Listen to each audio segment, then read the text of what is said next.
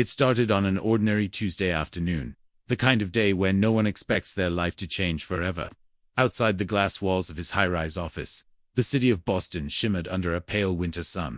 But inside, Daniel Hayes felt only a tightening in his chest. Something he hadn't felt since the day he took off his uniform and left the battlefield behind. A call had come through his private line, a call that would drag him back into a world of danger, secrets, and impossible choices. The voice on the phone was trembling, barely holding itself together. "They took him, please. I don't know who else to call." It was Claire Layton, assistant to Thomas Layton, one of the wealthiest men in the city. Daniel's mind raced. Thomas Layton's son, Adam, had vanished on his way home from school. All that was left behind was an abandoned SUV and a torn backpack in the back seat. No note, no demand, nothing but silence, and, in that silence, an unspoken threat. For most it would have ended there. Leave it to the police. Let the investigators handle it. But Daniel wasn't most people. After what happened to his own family years ago, he had promised himself one thing. If there was even the smallest chance to save a child, he wouldn't look the other way. He couldn't. It wasn't about heroism. It was about something deeper, something that kept him awake at night, a debt he felt he could never repay. That evening, Daniel met Claire in a quiet corner of a city park, away from cameras and the curious eyes of reporters. Claire, usually calm and professional, looked like she hadn't slept in days. Her voice cracked as she explained what little they knew. Adam had been targeted for weeks, though no one had noticed. Strange cars parked near the school, a man following the boy's nanny at the grocery store. And now, he was gone. Daniel listened, without speaking, his mind already working through possibilities. This wasn't a random crime. Someone had planned this carefully, patiently, and with resources only money or desperation could buy. But the question that haunted him wasn't just who took Adam, it was why. At the same time, Thomas Layton refused to speak to the media. Behind closed doors, the billionaire father was falling apart. His fortune could move mountains, but right now, it couldn't bring his son home. And in moments of honesty, even Thomas admitted to himself that his wealth might be the very reason Adam had been taken. While the city slept under falling snow, Daniel followed the few leads he had. A blurry security camera image of a black van, a neighbor's report of muffled shouting near the school's back gate, and, most chillingly, a single message left on Adam's phone, likely by mistake. The voice was calm, almost cold, whispering, "Keep the boy alive until we get confirmation." Confirmation of what? Daniel played that recording over and over, each time feeling the chill seeped deeper into his bones. By dawn, he had traced the van to an abandoned industrial yard on the edge of town. It felt like walking into the past, dark warehouses, rusted gates, and that familiar mix of fear and focus he knew from old battlefields. But this time, he wasn't after an enemy combatant. He was after a boy whose life hung by a thread. Inside the yard, Daniel found signs of a hurried departure. Footprints in the dust, a discarded thermos still warm to the touch.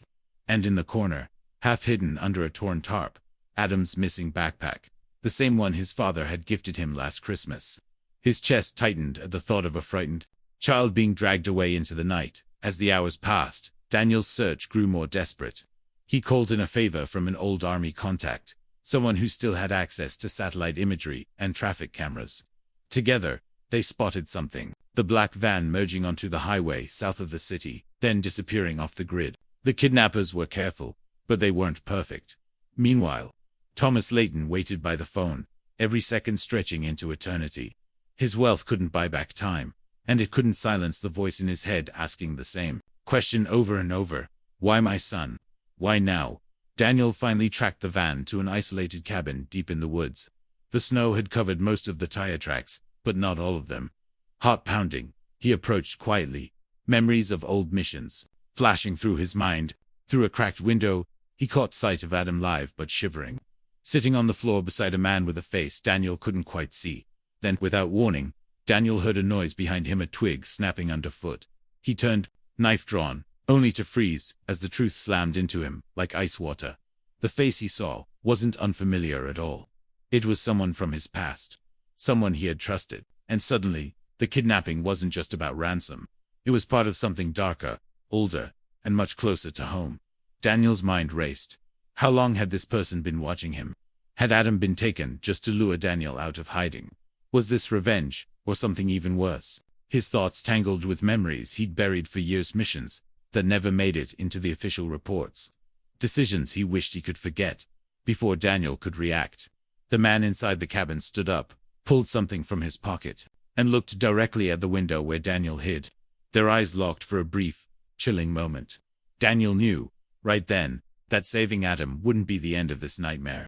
It was only the beginning.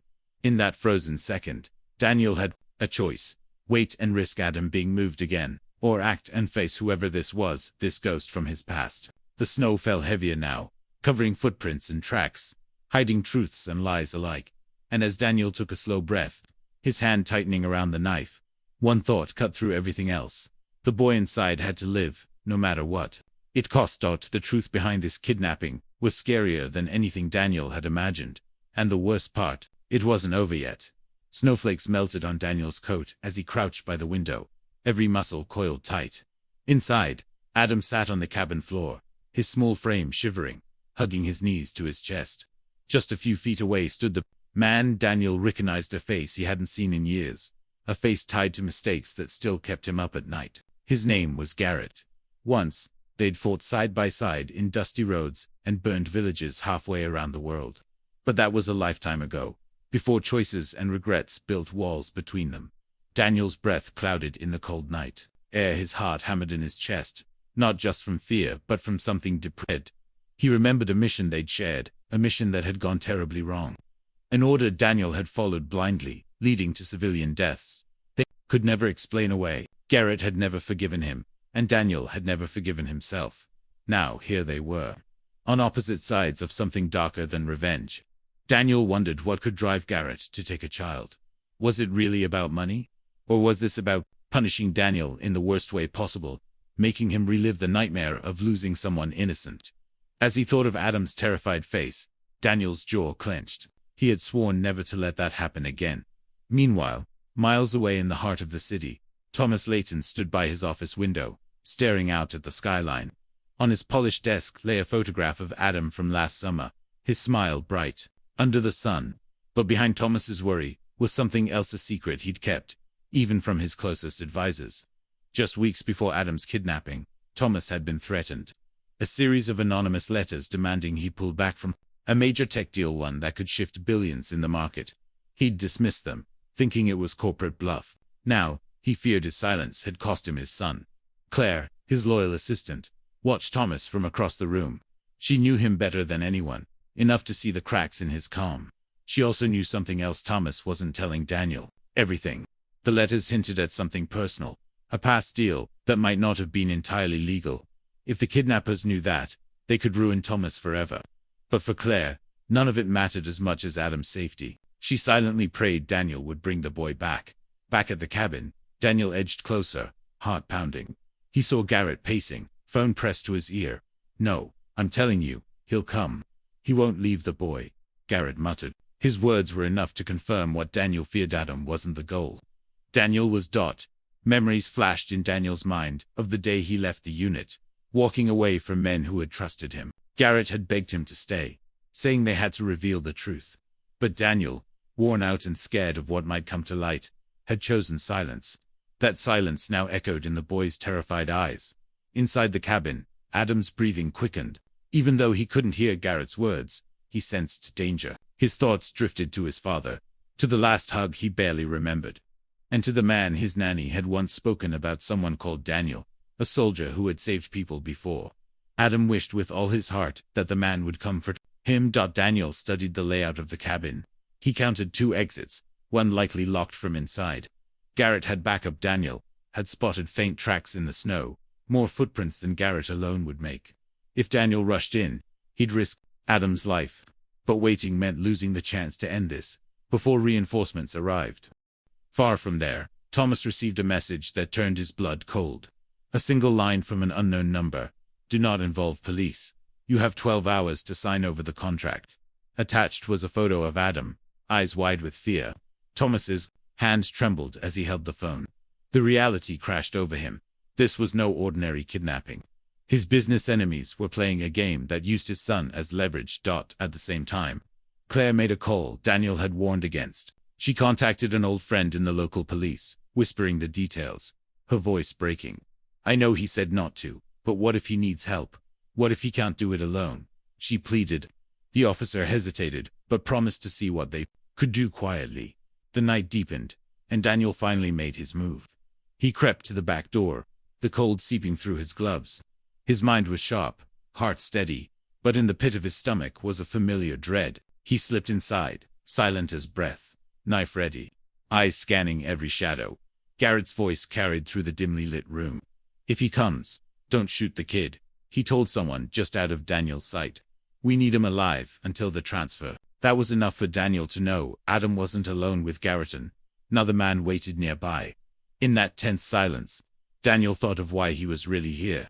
Not just to rescue Adam, but to face the guilt that had shadowed him for years. Saving Adam wouldn't erase the past, but it might mean he wasn't beyond redemption. Slowly, Daniel edged closer until he could see Adam's face. The boy's eyes widened, and for a second, hope flashed there. Daniel pressed a finger to his lips, silently begging Adam not to react.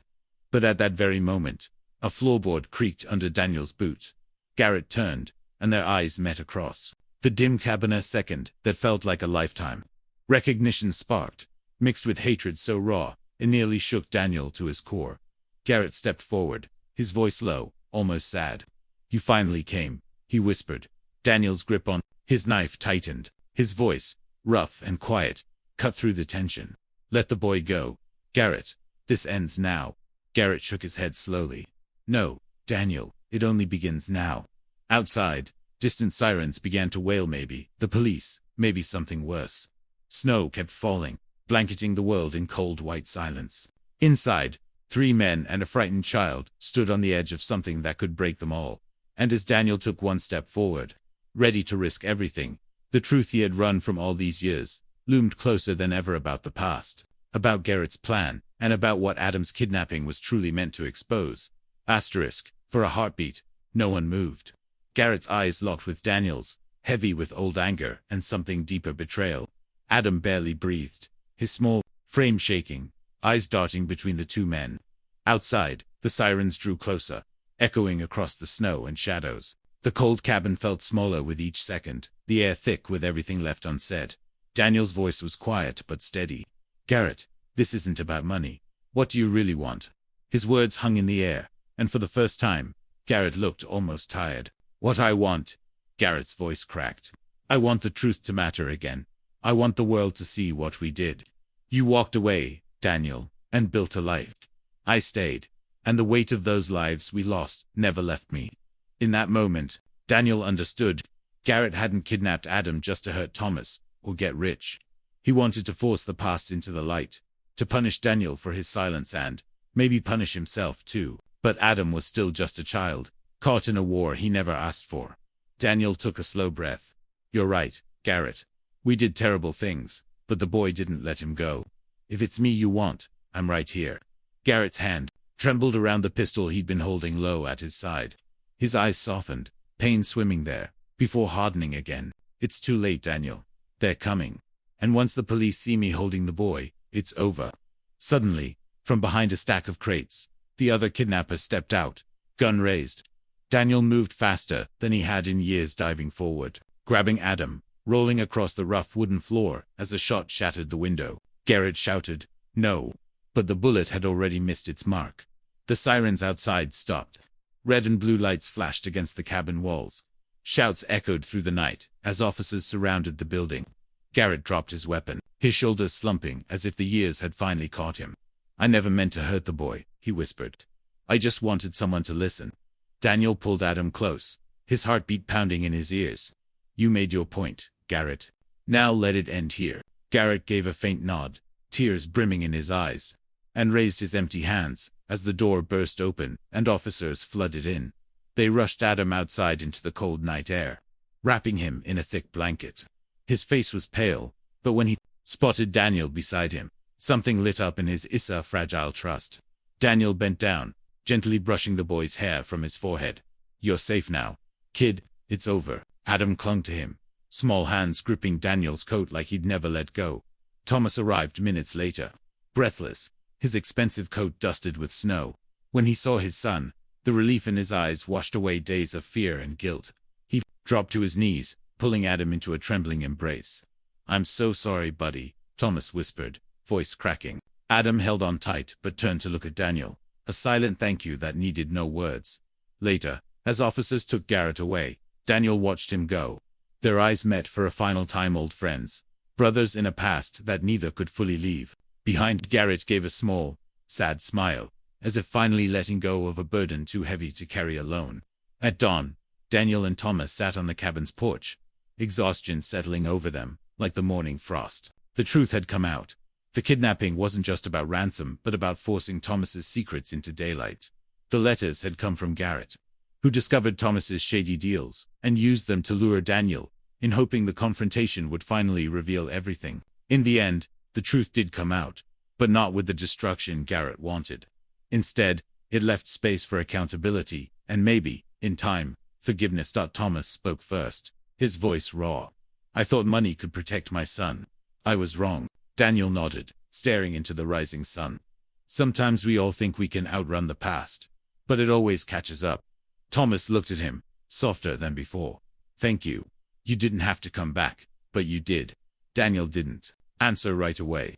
He thought of Garrett, of the choices they'd made, and of Adam's face when hope returned. Everyone deserves at least one chance to do the right thing, he finally said.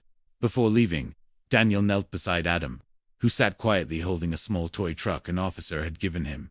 You were brave, Daniel told him. Adam hesitated, then asked softly, will I see you again? Daniel smiled, tired but genuine. You might, and if you do, I hope it's somewhere happier. Adam nodded, a small spark of strength in his eyes, and hugged him. As Daniel walked away, snow began to fall again, covering the fresh footprints in the driveway. In his chest, something felt lieutenant, because the past had been erased, but because he had finally faced it. The soldier who once ran from guilt had found a piece of redemption, not in a battlefield, but in saving a boy who reminded him why life mattered. In the end, the story of a soldier rescuing a millionaire's son from a brutal kidnapping wasn't just about courage or danger. It was about what happens when the past refuses to stay buried, and how even the deepest scars can push someone to fight for what's right. It was a story of mistakes, forgiveness, and hope found in the unlikeliest places. And for anyone listening, maybe it was also a reminder, it's never too late to do the right thing, if it means facing the hardest truths. Thanks for watching, and remember to take care of those you love. See you in the next story.